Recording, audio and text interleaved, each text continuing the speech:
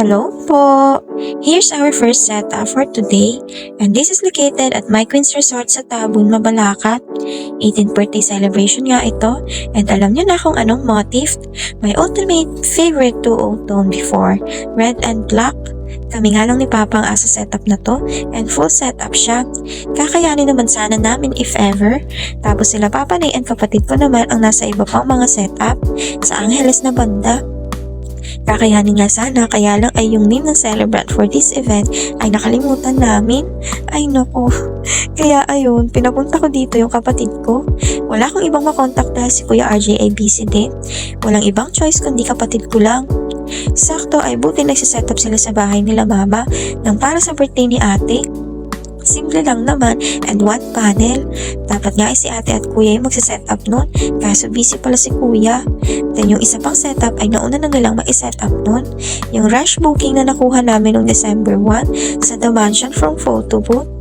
Habang hinihintay namin yung kapatid ko, kinuha na namin yung backdrop. At nagamit ko na nga din pala yung bagong dating kong bundle of leaves with white baltic.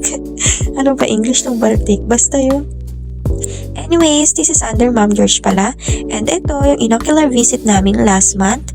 May mga some request nga si client dahil nga masyadong matingkad at nalalaban ang blue color nitong resort. Tapos ang motif pa mo ay black and red. Binongga ko nga ang setup nito and upgraded. Kaninang kadating pangalang ni client at celebrant ay napawaw na agad at nagandahan.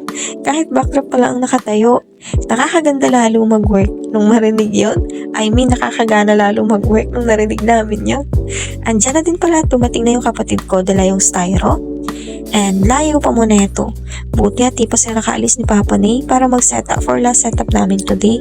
Na super rush at kagabi lang din na ipabook. And here's the final look po. Pumapalik tuloy ang pagka-like ko sa duotone na ito. Naalala ko yung dibu ko and how I wish na nagkagantong design din ako. Gusto ko ulit magka-party. Char! Anyways, ayun lang po and hanggang dito na lang. Thank you po and bye-bye!